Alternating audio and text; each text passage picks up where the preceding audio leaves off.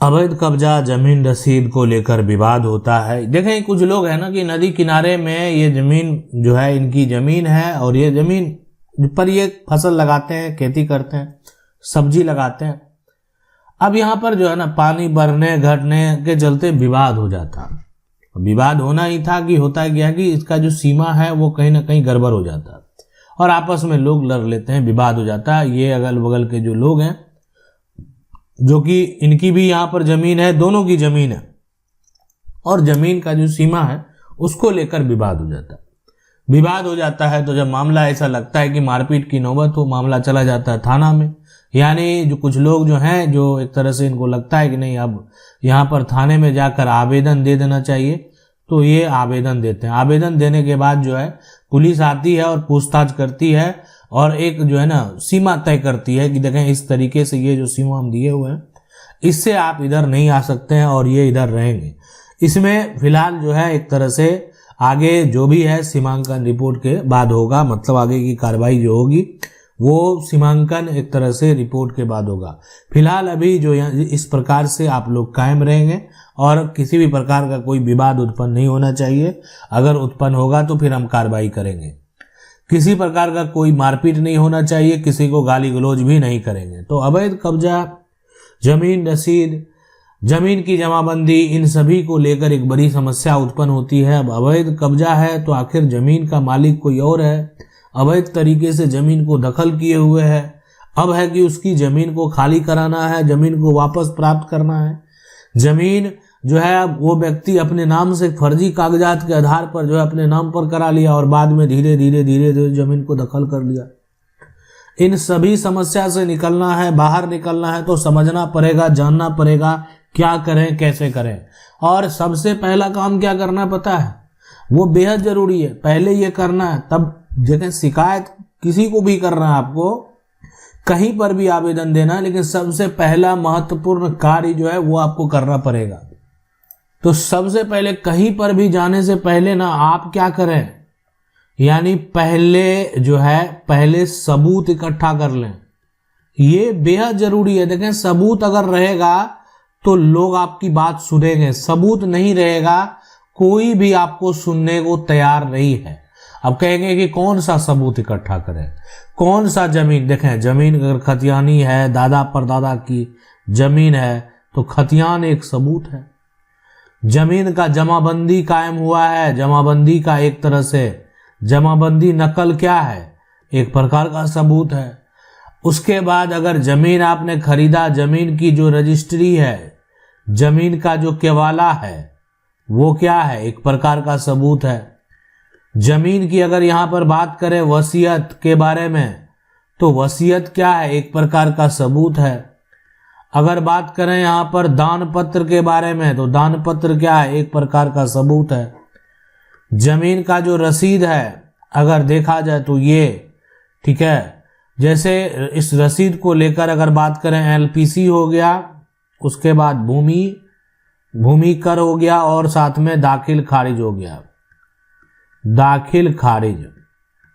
ये तो कब्जे से पहले की जो है ना यहाँ पर फोटो जो है और वीडियो ये बेहद जरूरी है। साक्ष्य के तौर पर गवाह पड़ोसी के है गांव के, ये गवाह जरूर तैयार कर लें कि आपके पक्ष में वो आकर गवाही दें।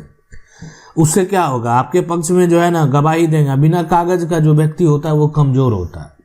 बिना कागज का जो भी है, जिसके पास ये सभी कागजात रहेंगे ना वो कमजोर नहीं है। जमीन जमाबंदी है, रजिस्ट्री होगा तो रजिस्ट्री है, वसीयत है, दान पत्र और रसीद हो गया, लैंड पोजीशन सर्टिफिकेट भी ये बनवा लिए हैं। भूमि एक तरह से कर की बात करें तो वही हो गया जो आप टैक्स दे रहे हैं, दागे। और कब्जे से संबंधित जो है ना डिटेल आप वीडियो फोटो बना लिए हैं, तो अब यहां पर कोई भी समस्या उत्पन्न नहीं होगी। लेकिन ये हो गया पहला काम। अब आगे दूसरा काम क्या करना है। अब यहां पर देखें दूसरा जो कार्य है ना वो है कि आपका जो नजदीकी थाना है ना, थाना में आवेदन दे देना है। थाना में आवेदन, ये दूसरा काम करना है। अब जैसे ही आवेदन गया तो सबसे पहला काम देखें क्या होता है कि सिचुएशन देखा जाता है। देखें पुलिस को ये तो पावर नहीं है ना कि ये डिसाइड करे, उनको जो है जमीन का टाइटल डिसाइड करने का कोई पावर नहीं है।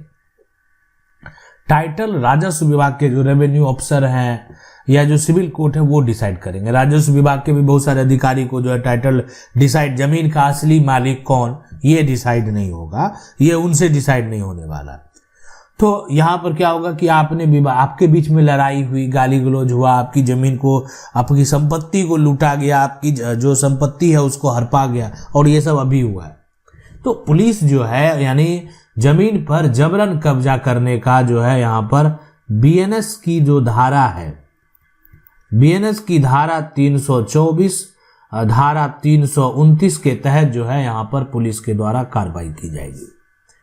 साथ में अगर धमकी दिया गया है तो बीएनएस की जो धारा है, बीएनएस की धारा 500 यहाँ पर 351 ये धमकी को लेकर है, तो धमकी दिया गया ये भी धारा लगाया जाएगा। अब कहेंगे मारपीट अगर हुई है, मारा गया, पीटा गया, चोट का निशान है, ये भी आप दिखा रहे हैं, तो ये जो बीएनएस की धारा है, बीएनएस की धारा वो 115 भी लगा दिया गया। ठीक है। और आवेदन जो है ना वो जो आप ले जा रहे हैं उसमें क्या होगा कि आवेदन आप ले जाएंगे तो इसके साथ जो है मांगा जाएगा, जमीन आपकी है तो जमीन का कागजात होना चाहिए। तो एक तो कागजात कौन सा हो गया, टाइटल वाला, दूसरा कागजात कौन हो गया, जमीन का रसीद। तो इसलिए जो है ना अवैध कब्जा कोई किए हुए, ठीक है, आपके पास टाइटल है और जमीन का रसीद है, दोनों आप थाने में आवेदन दे देंगे तो उसमें अटैच कर दिए कि देखें मेरे पास जमीन का रसीद भी है, मेरे पास जमीन का कागजात भी है और हमारी जमीन को जबरन कब्जा कर लिया है। अब ये सारा जो धारा लगाया जाएगा तो फिर बाद में उसके ऊपर अब कार्रवाई होगी। ये जो है ना धमकी देता है कोई तो उसके ऊपर अब केस जब फाइल हो गया तब तो जो हुआ है उससे संबंधित अगर साक्ष्य हैं तब तो वो नहीं बचेगा। अब आप कहेंगे कि थाना में आवेदन देते हैं वो केस ही नहीं फाइल करते हैं, हम क्या करें। आवेदन तो देते हैं, कितना बार दिए, धमकी देता है, आते हैं और विजिट करके जाते हैं, कोई केस फाइल नहीं होता, कोई कार्रवाई नहीं होती, साक्ष्य भी देते हैं, वीडियो भी देते हैं, फिर भी कोई कार्रवाई नहीं होती है। तो उसके लिए जानना चाहते हैं, डिटेल में बताएंगे कि क्या करना है उसके बाद। अब ये दूसरा हो गया ना, तीसरा काम क्या करना पता है, सीओ को भी आवेदन दे दें, सीओ को भी आवेदन कर दें। एक तो यहाँ पर थाना को आवेदन कर दिए, सीओ को भी आपको आवेदन कर दें। ये अंचल अधिकारी हैं और यानी इनके पास यानी एक तरह से राजस्व आप कह सकते हैं, राजस्व जो वसूला जाता है सरकार, तो इसको राजस्व अधिकारी भी बोलते हैं।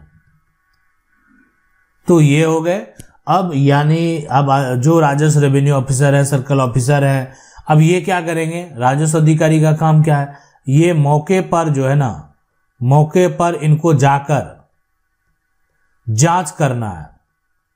ठीक है, ये जाकर जांच करेंगे और साथ में जो है ना ये मांग करेंगे सीमांकन का, ताकि ये तय हो सके कि कितनी जमीन है, कितना जमीन पर कब्जा है। ये बेहद जरूरी है।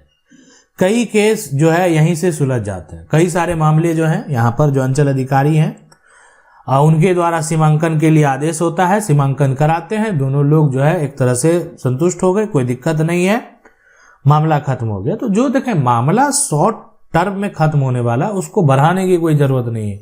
यानी डायरेक्ट हम आपको ये नहीं बोलेंगे अब जाकर कोर्ट में केस कर दें। जहां समय लगता है, देखें जहां मामला आपका कम समय में खत्म होने वाला है, आप अंचल अधिकारी के पास जाएंगे, छोटा सा मामला कब्जे से संबंधित विवाद है, उसको लेकर हम जाकर कोर्ट में केस कर दिए, दोनों पार्टी पहुंच रहे हैं, विवाद उत्पन्न हो रहा है, समस्या उत्पन्न हो रहा है, तो ये करने की जरूरत नहीं है। देखें चौथा मान लेते हैं कि यहाँ से समस्या का हल नहीं निकलता है, फिर भी लोग लड़ाई कर रहे हैं, फिर भी झगड़ा कर रहे हैं, तो आगे का सिचुएशन कंडीशन क्या कहता है। तो चौथा जो यहाँ पर है ना, ये सबसे बड़ी बात है। चौथा जो कार्य है कि आप जो है ना एसडीएम के पास जो है आप क्या करेंगे, आप वहाँ पर जाकर जो धारा 144 है और या यहाँ पर वर्तमान में आ गया वही है, धारा 163 के तहत अब कार्रवाई होती है। तो आप जो है आवेदन देंगे मजिस्ट्रेट को, और आप जो एसडीएम के पास आवेदन देंगे तो वो जो है यहाँ पर अगर बात करें तो धारा 163 के तहत वो कार्रवाई करेंगे। यहाँ पर जो धारा है यानी वही हुआ, पहले धारा 144 हुआ करता था, धारा 144 लग गया। तो ये है पुराना यहाँ पर जो है CRPC, अब वर्तमान में है यहाँ पर BNSS। अब ये हो गया कि यहाँ पर हो गया कि अब रोक लग गया, कोई कुछ नहीं करेगा, विवाद पर बार बार मारपीट होता है, तो क्या आखिरकार क्या विकल्प होगा? तो रोक लगा दिया गया। फिलहाल देखें, दोनों पार्टी नहीं लड़ेंगे, नहीं झगड़ेंगे, कोई भी यहाँ पर तरह का विवाद उत्पन्न नहीं करेंगे। तो ये प्रक्रिया वहां पर कर दिया गया। फिलहाल तत्काल के लिए जो भी किया गया, तत्काल के लिए किया गया। अब देखें, ये जो है ना प्रक्रिया जो किया गया, तो आखिर उसका आगे का विकल्प कुछ निकलता है क्या? यानी ये जो समस्या है, कब्जा को लेकर जो विवाद है, यहां से तो ठीक है, लगा दिया गया, रोक लगा दिया गया, लोग रुके रहे, फिर विवाद शुरू हो गया। मतलब दोनों शांत रहने को तैयार ही नहीं है। ये कह रहे हैं हमारा ये जमीन का है, कोई कागजात से संबंधित विवाद है, कोई ये कह रहे हैं कि मेरे पास देखें जमीन का रसीद है, पहले मेरे पास एक कागजात था, उसी के आधार हम जमीन का रसीद कटाएं। दूसरा कह रहा है कि नहीं, मेरे पास जमीन का खतियान है। इस तरह का मामला, जब मामला जो है ना टाइटल से संबंधित जुड़ा हुआ मामला आ जाए ना, यानी जमीन का जिसको बोलते हैं मालिकाना हक, यानी मालिकाना हक से संबंधित जब एक तरह से मामला आपको देखने को मिले, तो कहीं पर जाने की जरूरत नहीं है, ना SDM के पास, ना राजस्व अधिकारी के पास। मतलब अब जो है ना कागज की लड़ाई है, और कागज की लड़ाई के लिए मान लेते हैं जो कुछ ऐसे कागजात हैं। कागज की लड़ाई जैसे क्या है कि यहाँ पर ना जमीन रसीद की लड़ाई है, ना जमीन की जमाबंदी की लड़ाई है, ऐसे कागजात हैं, जमीन रजिस्ट्री की लड़ाई है, जमीन जो है खतियान की लड़ाई है। तो ऐसे लड़ाई के लिए अब एक विकल्प बचता है, और सबसे बेहतर विकल्प वही है, वही विकल्प आपको चूज करना पड़ेगा। अगर आपने वो विकल्प चूज कर लिया तभी आपको न्याय मिलेगा। और ये जो है यहाँ पर ये जो 5वां है, अगर देखा जाए तो सबसे पहले वो है कि आखिरकार आपको कहाँ करना है, सिविल कोर्ट में।